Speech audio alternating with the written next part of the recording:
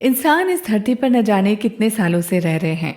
उन्होंने तरह तरह की प्राकृतिक तबाहियां देखी हैं और तरह तरह की तबाहियां मचाई भी हैं, और वे सब कुछ सहकर आज भी जिंदा हैं। इतना लंबा सफर तय करने में हमारी मानसिकता का एक खास योगदान था। हम कुछ खास तरह के नियमों पर काम करते थे, जिन्हें मानकर हम जंगलों में जिंदा रहते थे। लेकिन कुछ नियम ऐसे भी हैं जिनसे आज हमें बिल्कुल फायदा नहीं है, लेकिन वो नियम हमारे अंदर कुछ इस तरह से बस गए हैं कि हम अनजाने में उनको इस्तेमाल करते रहते हैं। ये किताब हमें कुछ ऐसे ही नियमों के बारे में बताती है। ये किताब हमें बताती है कि क्यों हम वही काम करने लगते हैं जो सब लोग कर रहे होते हैं, क्यों हम उन चीजों की ख्वाहिश करते हैं जिनके हम काबिल नहीं हैं, और क्यों हम खुद को कुछ ज्यादा काबिल समझने लगते हैं। इसके अलावा हम अपने स्वभाव के बारे में बहुत सी बातें जानेंगे। इसे पढ़कर आप सीखेंगे वे कौन से नियम हैं जिनके हिसाब से हम काम करते हैं। हम अपनी खूबियों को कभी कभी क्यों दबाने लगते हैं। अपने गुस्से को किस तरह से अपने फायदे के लिए इस्तेमाल किया जा सकता है। पहला सबक, हम सोच समझकर नहीं बल्कि कुछ खास तरह के नियमों के हिसाब से काम करते हैं। अक्सर हम सारे फैसले सोच समझकर नहीं बल्कि अपनी भावनाओं के हिसाब से करते हैं। हम सिर्फ ये देखते हैं कि फैसला लेते वक्त हम कैसा महसूस कर रहे थे। हम कुछ समय सोचकर, सही गलत को ध्यान में रखकर और नतीजों के बारे में सोचकर फैसला नहीं करते।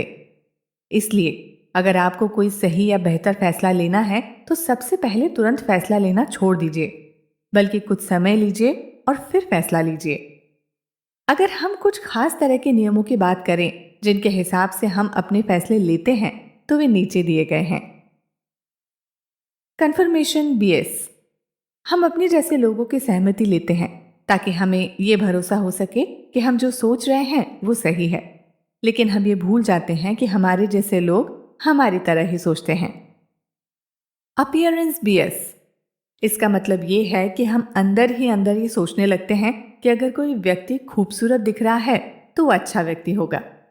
ग्रुप बियस, इसका मतलब ये है कि जिस ग्रुप के सदस्य हैं उस ग्रुप की सारी बातें हमें अच्छी लगती हैं। एक पार्टी के लोग हमेशा अपने लीडर की बातों को सही मानते हैं और वे सामने वाले की बात सुनते ही नहीं हैं। इस तरह की चीजें हमें सोच समझकर फैसले लेने से दूर रखती हैं, लेकिन ये भी जरूरी नहीं है कि फैसले लेते वक्त हम अपनी सारी भावनाओं को भूल जाएं। दूसरा सबक, एक व्यक्ति का स्वभाव उनके काम से दिखता है, न कि उनकी सोच से। हम सभी लोग कहीं ना कहीं खुद को बहुत पसंद करते हैं। हमें अक्सर लगता है कि हम समझदार हैं, खूबसूरत हैं और जो भी कर रहे हैं सही कर रहे हैं। इसलिए हम चाहते हैं कि लोग भी हमारे बारे में कुछ वैसा ही सोचें और हमें पसंद करें। कुछ लोग इसे खुद से प्यार करना कहते हैं, लेकिन ये उसके मुकाबले बहुत अलग है।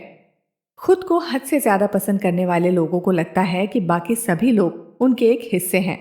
वे खुद को एक आजाद व्यक्ति की तरह नहीं देखते, बल्कि वे खुद को कुछ इस तरह से देखते हैं जैसे बाकी के लोग उनके अंदर से निकले हों। इस तरह का व्यवहार उनमें बहुत छोटी उम्र में ही आ जाता है। ऐसा तब होता है जब कोई माता पिता उनके कुछ ज्यादा ही देखभाल करने लगते हैं, जिससे बच्चे के दिमाग में ये बात उतरती ही नहीं है कि वो एक आजाद व्यक्ति है। या फिर अगर उनके माता पिता उसकी बिल्कुल देखभाल नहीं करते। इस तरह से वे लोगों से नफरत करने लगते हैं और हमेशा अपने बारे में सोचने लगते हैं। जहां तक बात है खुद से प्यार करने की, तो आप किसी से प्यार तब करेंगे जब वो व्यक्ति आपको अच्छा लगेगा। लेकिन इस तरह के लोग खुद को पहले से बेहतर नहीं बनाते, जिससे वे खुद से प्यार नहीं करते। इस तरह के लोगों के पास सहानुभूति नहीं होती। सहानुभूति का मतलब है दूसरों की भावनाओं को समझकर उनकी जिंदगी को उनकी नजर से देखना। अगर आपको खुद को पहले से बेहतर इंसान बनाना है तो आपको दूसरों की तकलीफों को समझना होगा। इसके अलावा हम हमेशा अपने ऊपर एक मास्क लगाकर घूमते हैं। हम लोगों को खुश करके अपना काम करवाने के लिए वो बोलते हैं जो उन्हें अच्छा लगता है, ना कि वो जो सही है या हमें सही लगता है। ऐसे आपका असल स्वभाव नहीं दिखता। कुछ अच्छा कर उसे आप दिखा पाते हैं। तीसरा सबक, हम सभी के अंदर जलन की और प्रतियोगिता करने की भावना होती है। हमारी कुछ खूबियां हमारे अंदर बचपन से ही होती हैं और कुछ खूबियों को हम अपनी जिंदगी में अपनी जरूरत और हालात के हिसाब से अपनाते हैं। लेकिन इसका मतलब ये नहीं है कि आप जिन खूबियों के साथ पैदा हुए हैं अब आपको उसी के साथ जीना है। आप उन खूबियों को काबू करना या बदलना सीख सकते हैं। खामियां और खूबियां सब में होते हैं, लेकिन फिर से हमें अपनी कमियों को सुधार कर पहले से बेहतर बनने की कोशिश करनी चाहिए। इसके लिए सबसे पहले आपको ये मानना होगा कि आपके अंदर कमियां हैं। आपको अपनी ताकत और अपनी कमजोरियों पर ईमानदारी से एक नजर डालनी होगी। एग्जाम्पल के लिए, बहुत से लोगों को गुस्सा बहुत जल्दी आ जाता है। ऐसे लोगों को ये सुनकर गुस्सा नहीं करना चाहिए कि उनके अंदर खराबियां हैं, बल्कि उन्हें सबसे पहले मानना चाहिए कि उनमें कुछ खामियां हैं। इसके बाद ही वे खुद को सुधार सकते हैं। वो एक खराबी है जो हम सब में है, दूसरों से जलन करना। हम हमेशा वो हासिल करना चाहते हैं जो दूसरों के पास है, और अगर हमें वो नहीं मिलता तो हम दुखी हो जाते हैं। हमारी भावना प्रतियोगिता करने की होती है और हम किसी मामले में किसी से पीछे नहीं होना चाहते। लेकिन बहुत से लोग ये मानने के लिए भी तैयार नहीं हैं कि उन्हें जलन हो रही है। काफी लोग इसे स्वीकारते नहीं, बल्कि इसे कमजोरी करार देते हैं। लेकिन सच ये है कि ये भावना हर किसी के अंदर है। हम इसे बाहर निकालकर अपने हिसाब से इसका इस्तेमाल कर सकते हैं। चौथा सबक, हम उन काम पर ध्यान देते हैं जो हमारे आंखों के सामने होता है।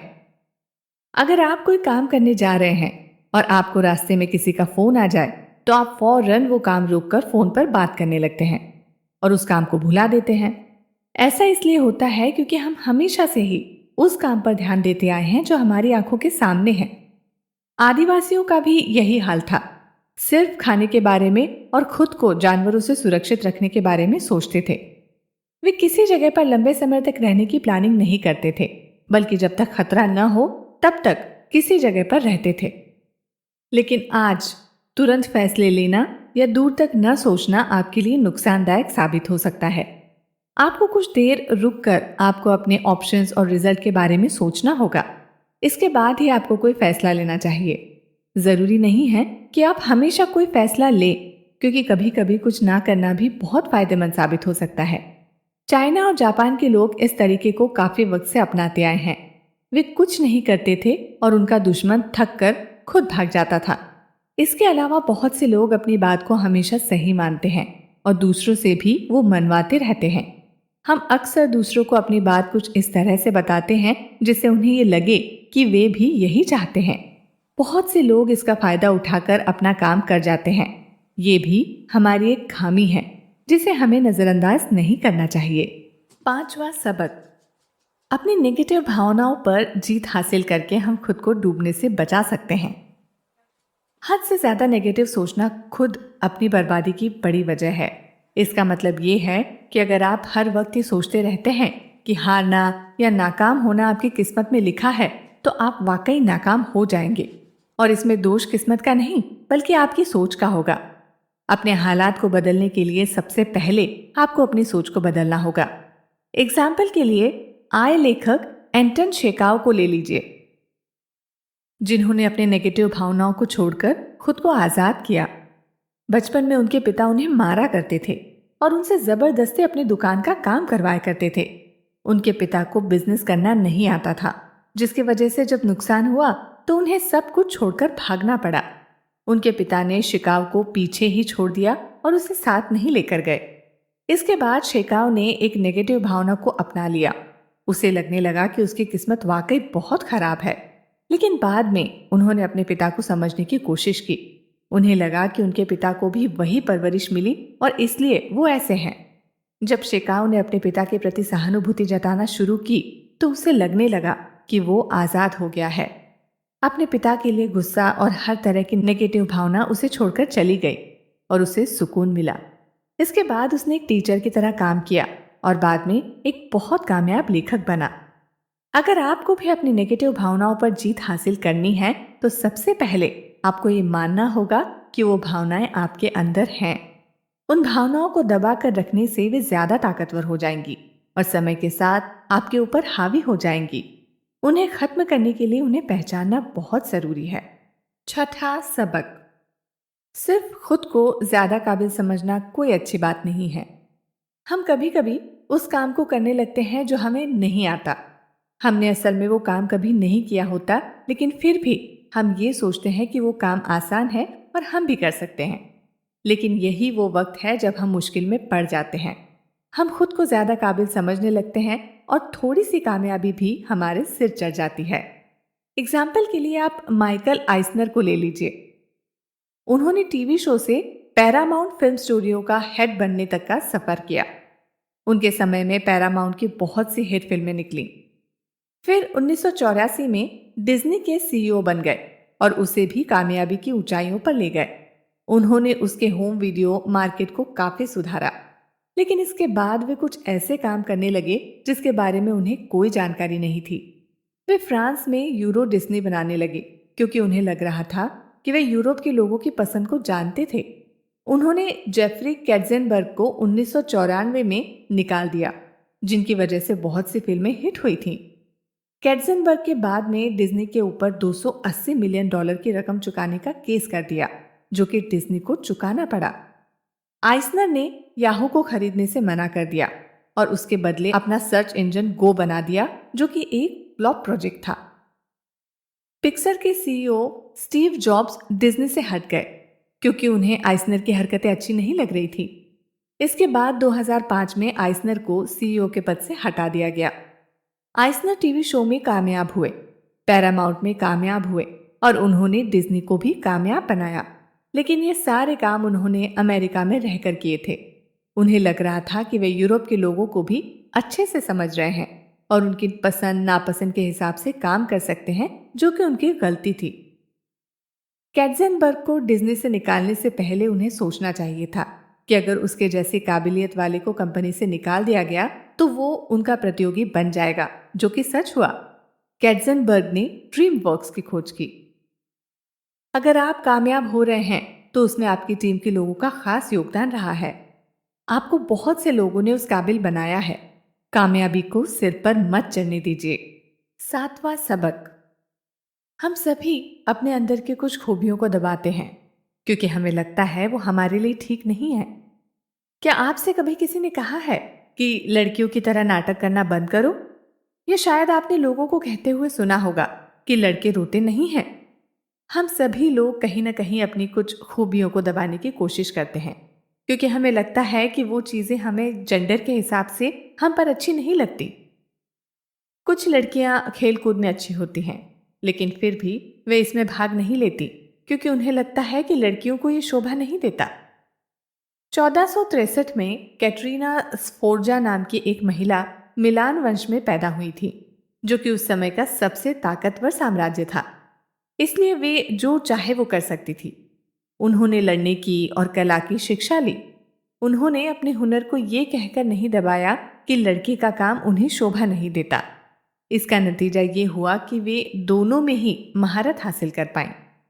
उनकी तरह ही बहुत से लोगों के अंदर ये काबिलियत होती है कि वे अलग अलग तरह के कामों को करने में काबिल बन सकें, लेकिन वे उस हुनर को दबा देते हैं, जबकि ये खूबियां हमारे शरीर का ही एक हिस्सा है और इन्हें अपनाने से लड़के लड़कियों को और लड़कियां लड़कों को अच्छे से समझ पाते हैं। वे ये देख पाते हैं कि दुनिया उनकी नज़र से कैसी दिखती है और इस तरह से वे उनके साथ अपने रिश्तों को मजबूत बना पाते हैं। पुरुष अक्सर इस दुनिया को अलग अलग करके देखते हैं और उन्हें अलग अलग कैटेगरी में रखकर उन्हें समझने की कोशिश करते हैं, जबकि महिलाएं हर चीज में एक पैटर्न खोजने की कोशिश करती हैं और उनके बीच के संबंध को जानने की कोशिश करती हैं। अगर आप दोनों तरह से इस दुनिया को देख सकें तो वो ज्यादा अच्छा होगा। इसके अलावा अपने अलग अलग पहलुओं पर ध्यान देने से आपको आपका मकसद मिल सकता है। अगर आप सिर्फ एक पहलू पर ध्यान देंगे तो आपको असल में पता ही नहीं लगेगा कि वो कौन सी चीजें हैं जो आपको अच्छी लगती हैं और वे कौन से काम हैं जिन्हें करना आप पसंद करते हैं। मैरी क्यूरी दुनिया के सबसे मशहूर साइंटिस्टों में से एक हैं, लेकिन जब वे पैदा हुई थी उस समय महिलाओं को ज्यादा पढ़ने की आज़ादी नहीं थी और ना ही प्रयोग करने की, लेकिन फिर भी उन्होंने वो किया जो उन्हें असल में अच्छा लगता था और उनका नतीजा ये हुआ कि 100 साल बाद भी हम उनकी बात कर रहे हैं। 8वां सबक, हम अपनी इमेज की बहुत चिंता करते हैं और इज्जत पाने की ख्वाहिश रखते हैं। मानिए या ना मानिए, हम सभी ने कभी न कभी खुद को किसी काम को करने से पहले रोक लिया था क्योंकि हमें डर लग रहा था कि अगर हमने वो काम किया तो लोग हमारे बारे में बुरा सोचेंगे। हम सभी में लोग क्या कहेंगे वाली भावना होती है। जिसकी वजह से हम सभी वही काम करना पसंद करते हैं जो सारे लोग कर रहे होते हैं। इससे बचने के लिए आप रियलिटी ग्रुप का एक हिस्सा बनिए। इसका मतलब ये है कि आप कुछ खास तरह के नियम मानिए जो सभी पर लागू हो सके और जिसमें किसी एक के पास फैसले करने का हक न हो। इन नियमों का मकसद होना चाहिए एक दूसरे के साथ काम करके ज्यादा से ज्यादा कामयाबी हासिल करना, ना कि एक दूसरे पर उंगली उठाना। इसके अलावा हम चाहते हैं कि हमें इज्जत मिले, भले हम उसके लायक हो या ना हो। बहुत से लोग इज्जत की मांग सिर्फ इसलिए करते हैं क्योंकि वे एक ऊंचे खानदान में या अमीर घर में पैदा हुए हैं। वे उसे कमाने की कोशिश नहीं करते, बल्कि अपने खानदान के नाम पर उसकी मांग करते हैं। हमें मेहनत करके उस काबिल बनना चाहिए कि हमें इज्जत मांगनी न पड़े, वो खुद ही हमें दे दे। इस दुनिया में आप सब कुछ हासिल कर सकते हैं अगर आप उसके लायक बन जाएं तो। 9वां सबक, हम अपने गुस्सैल स्वभाव को अपने फायदे के लिए इस्तेमाल कर सकते हैं। दुनिया में बहुत से कामयाब लोग हुए हैं जिनसे शुरुआत में लोगों ने कहा कि वे कभी कुछ नहीं कर पाएंगे। इसमें थॉमस अल्वा एडिसन की मां शामिल थीं। जब एडिसन को मंदबुद्धि कहकर स्कूल से निकाला गया तो उनकी मां ने कहा कि स्कूल इतना काबिल नहीं है कि वो उनके बेटे जैसे होनहार व्यक्ति को पढ़ा सके। उन्होंने खुद एडिसन को पढ़ाया, लिखाया और उन्हें दुनिया के सबसे महान वैज्ञानिकों में से एक बना दिया। हम सभी के अंदर एक गुस्सैल स्वभाव होता है। हम कुछ बातों पर भड़क जाते हैं और गुस्सा करने लगते हैं, लेकिन अगर हम चाहें तो हम उस गुस्से से निकलने वाली एनर्जी का इस्तेमाल कर सकते हैं और उसे किसी काम में लगा सकते हैं, जैसा कि एडिसन की मां ने किया। जब स्कूल ने उनके बच्चे को मंदबुद्धि कहा तो वे उन्हें खुद ही पढ़ाने लगी।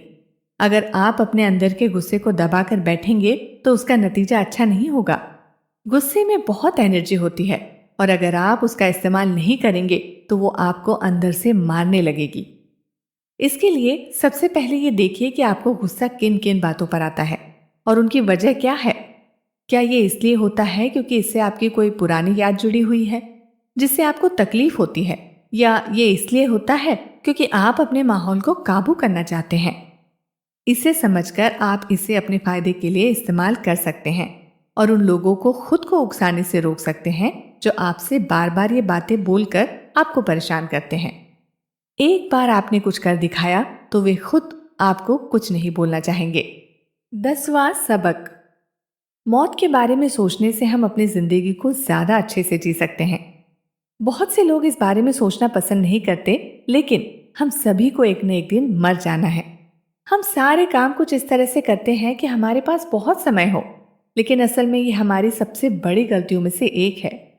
आपके पास कितना समय है ये आपको खुद नहीं पता, इसलिए बेहतर है कि आपको जो भी समय मिला है उसे हंसते खेलते हुए बिताइए।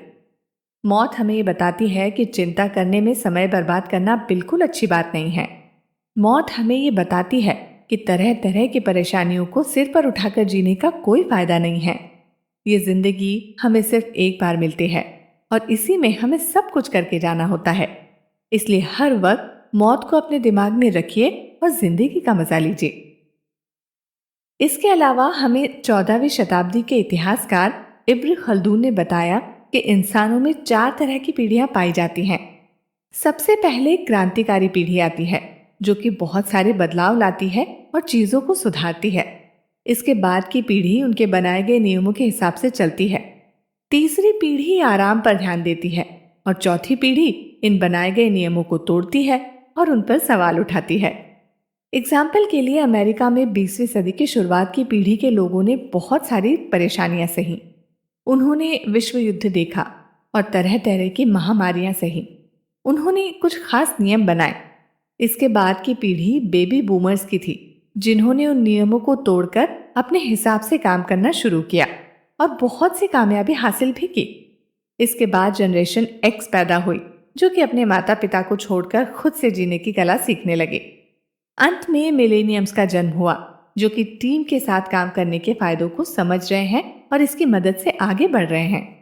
अगर आप ये पता कर सकें कि इस पीढ़ी के बाद की जो पीढ़ी आएगी उसका स्वभाव कैसा होगा और वे किन चीजों में दिलचस्पी रखेंगे, तो आपको इससे बहुत फायदा हो सकता है। आप भविष्य जानकर उसका इस्तेमाल कर सकते हैं। इसलिए इन बातों को समझना बहुत जरूरी है। इसकी मदद से आप भविष्य के लिए खुद को तैयार कर सकते हैं। कुल मिलाकर हमारे अंदर जलन और प्रतियोगिता की भावना होती है और हम कुछ खास तरह की बातें सुनकर गुस्सा हो जाते हैं, लेकिन हम इस गुस्से का इस्तेमाल अपने फायदे के लिए कर सकते हैं। हम वही काम करते हैं जो सब कर रहे होते हैं और हम खुद को ज्यादा काबिल समझने की गलती करते हैं, जो कि किसी भी तरह से सही नहीं है। हम नेगेटिव चीजों पर ज्यादा ध्यान देते हैं और उस काम को करने लगते हैं जो हमारे सामने करने के लिए रखा होता है। क्या करें? जिंदगी जीने का तरीका सबलाइम से सीखिए। पिछले अरबों सालों में न जाने कितने सारे तूफान और भूकंप आए, लेकिन उन सभी का कुछ नतीजा हुआ और अंत में सारी चीजें ठीक जगह पर वापस आ गईं। और आज आप ये लाइन पढ़ रहे हैं। एक के बाद एक जो घटनाएं घटी, उन सभी का नतीजा ये है कि हम आज अपने आसपास ये पहाड़ और नदियां देख रहे हैं। इसे ही सबलाइम कहते हैं। तो अगर आपकी जिंदगी में भी कुछ बातें अच्छी नहीं हो रही हैं, तो चिंता मत कीजिए, सबलाइम से सीखिए और अपनी जिंदगी को जीते रहिए।